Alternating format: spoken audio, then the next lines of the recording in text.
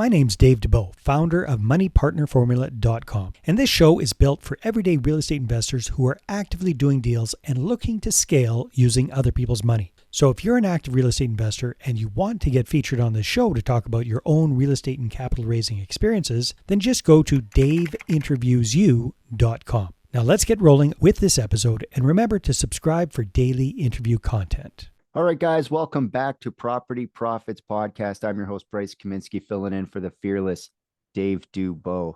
And if you've ever wondered how a late bloomer turned the real estate investing game into a success story at age 46, today my guest, Randall Hoeber from Yorkton, Saskatchewan, shares his journey of overcoming imposter syndrome, building a thriving real estate portfolio, and unlocking the secrets to raising capital.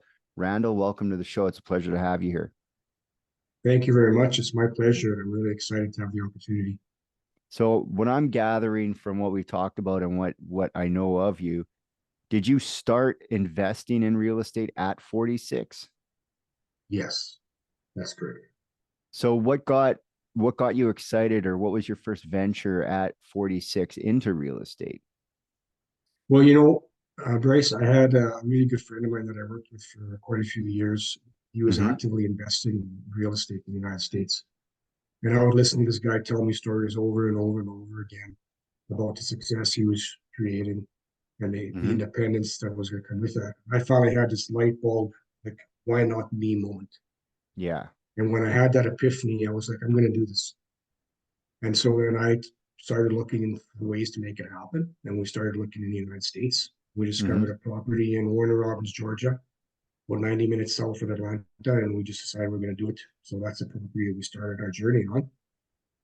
So And, are you and then entirely invested in the United States now? No, that's actually the only property. Mm. So, yeah, everything else we have is local.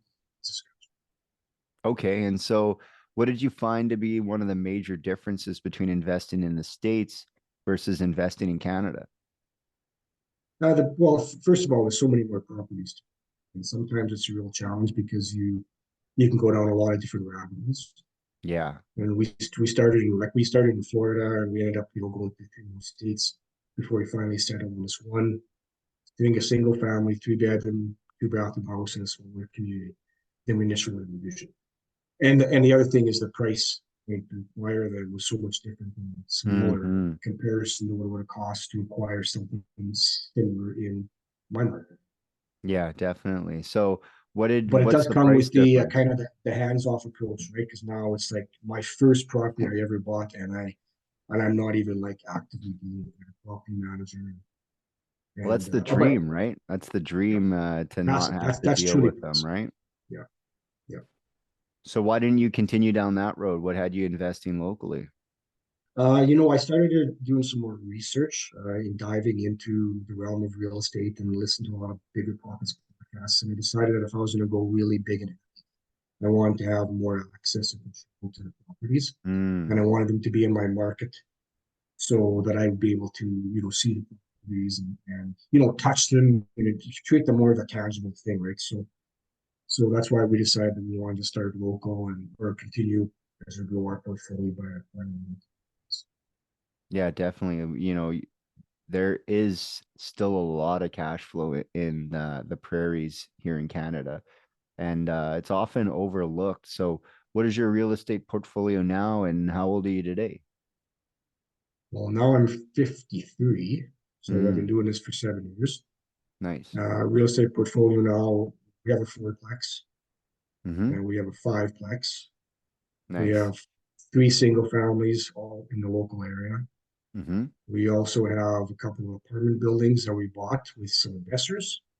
Right. And one of those apartment buildings in Saskatoon, Saskatchewan, and another one is in Yorkton, Saskatchewan. And then I've also been managing some properties on behalf of some other investors as I expand my real estate entrepreneurship goals. I also manage some properties. So I've got my fingers in a couple of different pies. So Yeah, keeping you busy. So is that what you do full time now, or do you still have a yes. T4 job? No, I retired from my government job in corrections 2 years ago, over 2 years ago. It was September of 2020. Yeah, there seems to be a lot of correlation between the corrections guys and real estate. They're always, I guess, standing around at the jail thinking, man, I would love to not be necessarily doing this, but the bank loves my pay stub. So let's go buy some rentals. It's true. It's Yeah. true. It certainly helped. So tell me about your imposter syndrome. We all deal with that, but some of us never get over it, and maybe we never really do. We just end up handling it. So, how did you struggle with that challenge, and what did you ultimately? What was the result of that struggle? Yeah, it's a great question. It's kind of been an ongoing thing for me. I was raised in a family of eight, so six kids, adults, Mm-hmm.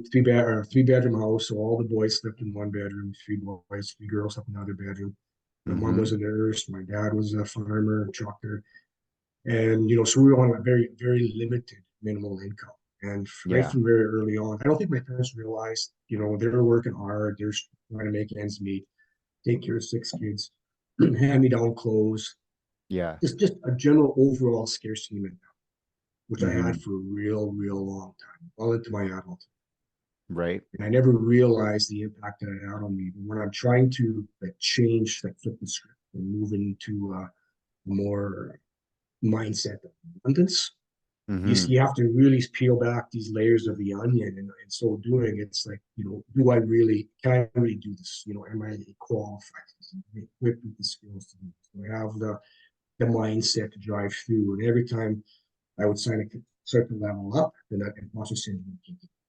Oh, Mm-hmm. you don't know what you're doing, or you're like, who do you think you are? Or you're not aligned with the right people, or you need to get aligned with the right people, or you can't get in the Mm-hmm. same room with the people. Like there's always these challenges that were always kind of hovering around the imposter syndrome type of mindset. And so it kind of set me back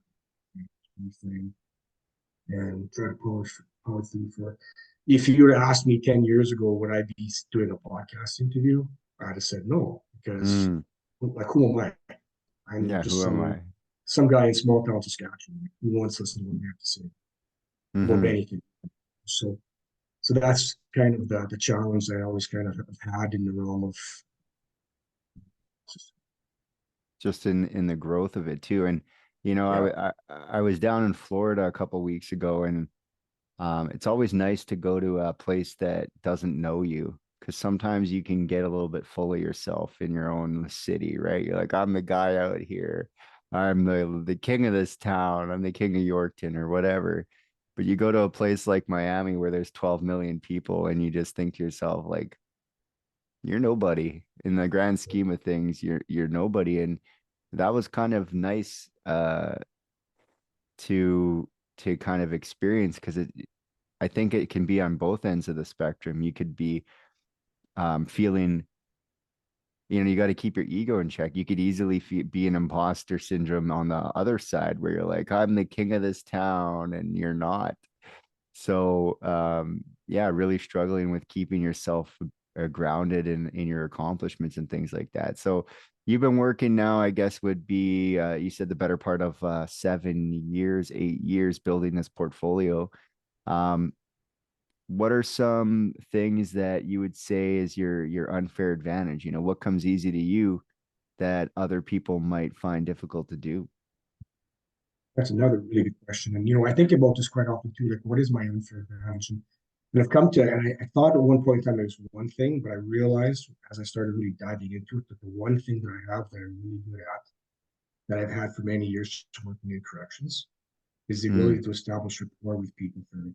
yeah, and When that's you huge work in in a real estate. Yeah, when you work in a jail environment where someone is coming in and an inmate is coming into Mm-hmm. and they're going to come in with their backs up against the wall, ready to fight. They're Yeah. suspicious of everybody, and your job as that front line worker is to help Mm-hmm. put them at ease and establish that rapport and get a little bit of a relationship started very quickly Mm, before you can go into the deep dives.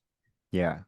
And I realized, as I was peeling back the onions, peeling back the layers of the onion of who I was and what's my unfair advantage, is I can establish rapport with people, and then it helps me kind of get the most having a Yeah. conversation about just anything to do with real estate.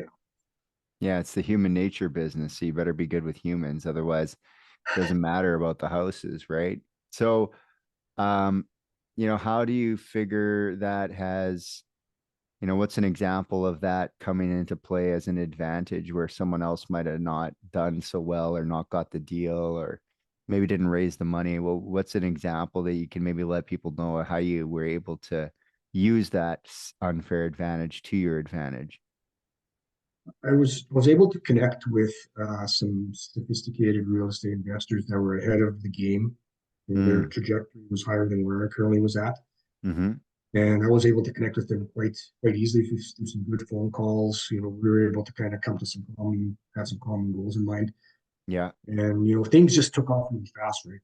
Mm, I established rapport. They established rapport with me. We had great conversations, and next thing you know, we're doing deals, and we're getting 2 deals done in Saskatchewan in the span of 2 weeks.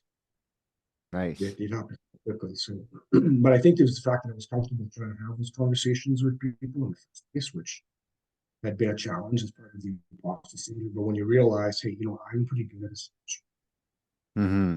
so let's use that to my advantage. Maybe I wouldn't have had conversations with Mm-hmm. further my goals and bring value to this. Yeah. So, as far as your portfolio these days, what do you like about your main strategy for real estate investing? Well, the thing I like about our strategy right now is to acquire multifamily Mm-hmm. properties. Mm-hmm. Anybody who understands, the real estate value can see that a multifamily property, which is treated like a business, is easier to run. It's easier to financing for. Mm-hmm. It's easier to boost the value more so than a small single family that's based on Yeah. fundamentals. So that's what I started small, and then as I scaled, I wanted to acquire big buildings. And Mm-hmm. so, so for me, I guess that's the goal is to acquire more multifamily properties with Mm-hmm. people that have the same vision. So what maybe isn't so great about how it's been going? Well, there's always the no's, the I don't want to do this, I don't want to do that, or the Mm-hmm. Mm-hmm. rejections. And handling rejection, overcoming objections is not an easy task. No, You got to take a never lot is. of patience, slow down. You don't want to respond so quickly to someone's objection. And I think we're trained as human beings. I think we're trained to like constantly be in dialogue with people, and Yeah. not so much trained to listen, pause, and then respond. Yeah. And so if you don't practice the active listening and practice the pause and the proper responding, then you just get this going conflict. And all of a sudden, what started out as a simple conversation becomes a heated conversation, Mm-hmm. all over not properly handling the rejection. So that's Yeah, an always not going to be an listening, ongoing right? So have there been any major challenges along the road in your real estate journey so far? many, many challenges. Mm. Acquiring a property with a history of bed bugs that we didn't know about before. Mm. So now it's like, okay, I guess I got to learn real fast how to properly remediate bed bugs and how Mm-hmm. to stay on top of it on a regular basis and not have another building-wide infestation. Yeah. Yeah. So that was a big challenge we learned. And in a situation like that, you have nothing better than having to learn about it because you don't learn about it entirely. Yeah. So Put that was the thrown into the challenge. fire over it. Going into the fire. Yeah. So, um, what's the outlook for the next 12 months? What do you aspire to do with your real estate business here in 2024? Looking to acquire some more property. I currently have a property under contract that we're working towards. It's a Mm-hmm. mixed-use commercial residential property in York, Saskatchewan. So Right. that one we've been working on for quite a while. Still doing the due diligence, still going through the process of getting the financing conditions in order, etc. When I close on that property, then it's focused on stabilizing it, then Mm-hmm. maximizing it, optimizing it, and then doing a return of the capital at the end of the year. That's going to have about a 2 year, 3 year timeline to kind of go through all optimization and that renovation kind of repair stage.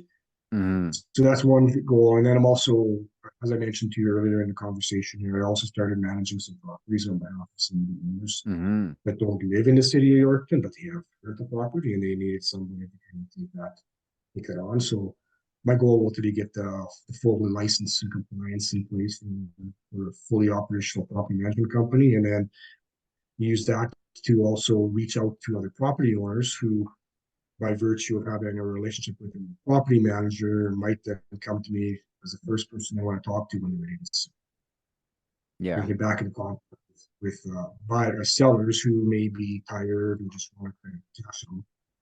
Yeah, And because I the could be the property first. management, they know what the situation is as they have conversations with the owner all the time, right? Yeah, and understand the building and all the intricacies that don't show up in financials. So what are you doing right now to fund your deals? Talking with high net worth individuals, family, friends, business associates, reaching out to people within our network and our soft network and warm network, sharing them our stories, sharing them the deal, and just trying to find something that would resonate with them that would have. Yeah, definitely, right? So what would you say is one of the strategies that right now that you're using to access the money to fund your deals? That strategy I've come to learn is about telling my story, making myself, like branding myself as a person who can be an expert in this field, Mm-hmm. and sharing my story with people, with other people that can, then it can link me with Yorkton and say, oh, I know that guy, and through some referrals and networking. And, it's just ongoing building up. Of like trust and other things No here. like So trust. Yeah. yeah, so what are you doing right now to raise money from your existing capital partners? Existing connections actually. So like your friends and family, what are you doing to work that on? Work on that? Conversations, just reaching out to them. And I know some people that are, they're, the moment you have that conversation with them, they're just, they're not ready for it. So Mm-hmm. it's not about pushing it on to people. It's about trying to pull them in, trying to pull them Yeah. towards me through conversations, productions, and inviting them to have conversations with me, and sharing my story and kind of showing what I'm doing and some of the projects, and kind of create that interest without it feeling like it's an obligation Mm-hmm. to do it. I don't want people to feel they have because they want to. So what are you doing about expanding your network of investors beyond talking to the ones that you already have their numbers? What are you doing to expand the number of prospects you have for real estate capital? Yeah. In a couple of weeks, I will be speaking at a live event for the first time in my life. Mm, So about going outside your comfort zone. yeah. There's various real estate groups. I've spoken like a small little real estate meetup that we have in Yorkton. Mm-hmm. Basically just from sitting down at a chair. I've never done a formal presentation in front of a group of people about real estate. Mm-hmm. Not an area that I'm comfortable about doing, not an area that I've got any real track record of doing, but it has to push me outside that comfort zone to do that. Mm-hmm. So I'll be speaking at an event in Saskatoon in a couple of weeks. So that's going to get me in front of some people that are going to hear more about my story that I'm sure I've spoken to Mm-hmm. on occasion, but now they can hear more of a deeper story about who I am, where I've gotten, how I've gotten to where I am, and where I want to go, and that should pull some more people. Okay. Yeah, that's a great idea. I mean, exposure is everything. So what are you doing to I guess expand the network of prospective investors as far as because like you're saying you're reaching out to people that you already know. So but what are we doing to get in front of those people that we maybe don't know already? Through some referrals, Hmm. referral Like people you conversations. already worked with. Yeah, yeah, Nice. and I've got I'm actually working on putting together an ebook. Mm-hmm. And this ebook is just it's going to call it 10 mistakes that I've made as a real estate investor. Mm-hmm. And it's funny because when I was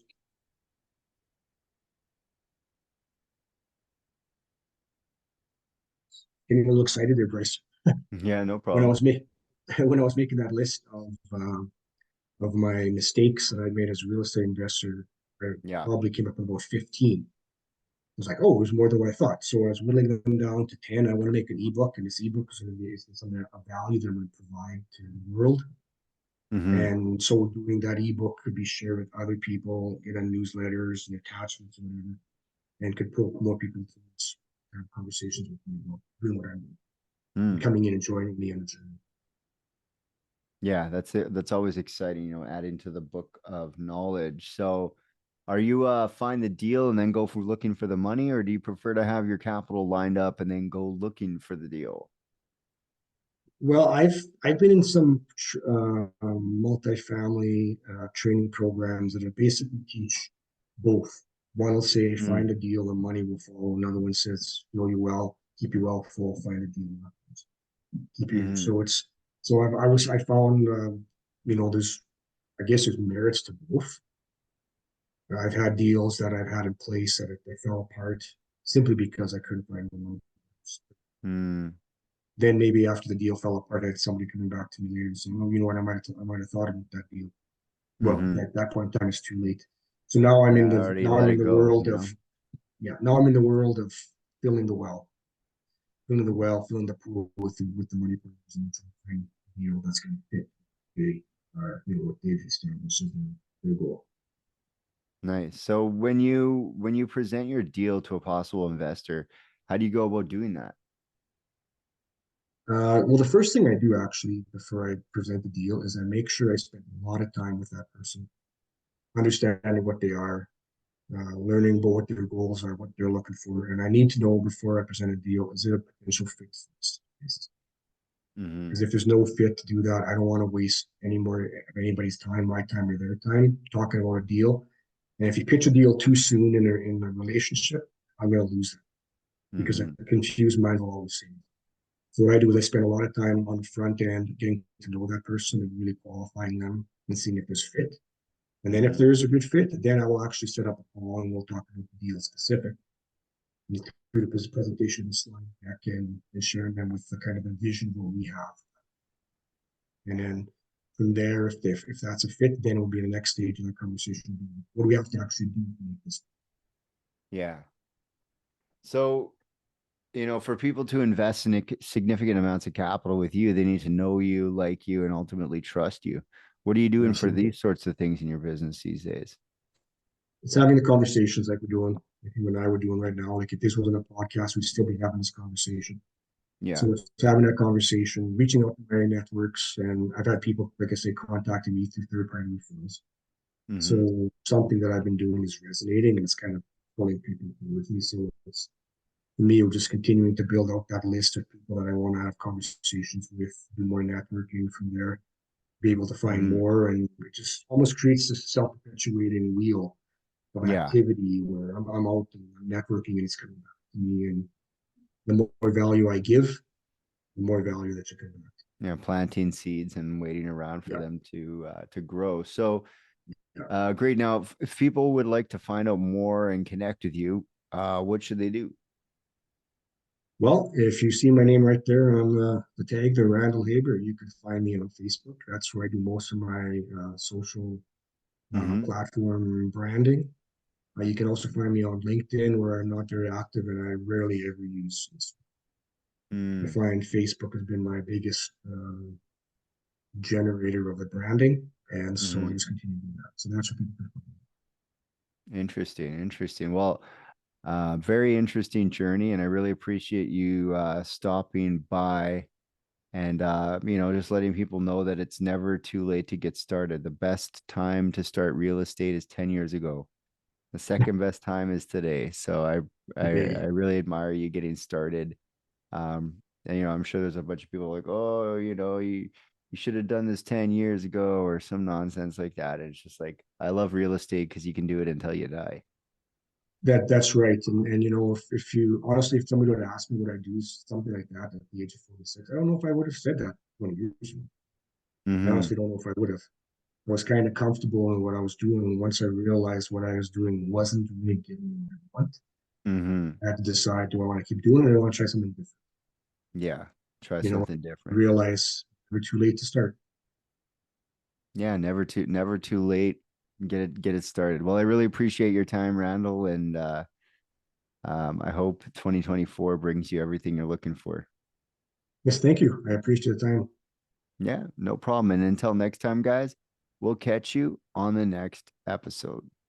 Hey there, I really hope you enjoyed that episode. And as always, if you want to listen to more daily interview content, make sure you subscribe. And if you're an active real estate investor and you're doing deals and you'd like to get featured on this show, then just head over to daveinterviewyou.com. Now at moneypartnerformula.com, we help real estate investors to create a process for predictably getting capital so they can do more deals without relying on hard money lenders or the banks. We do this by building them a private capital marketing system. Now, if you want help turning yourself into a big money capital attraction machine, then book a call with our team to see how we can help. Just visit moneypartnerformula.com to find out more. All right, take care, and we'll see you on the next interview.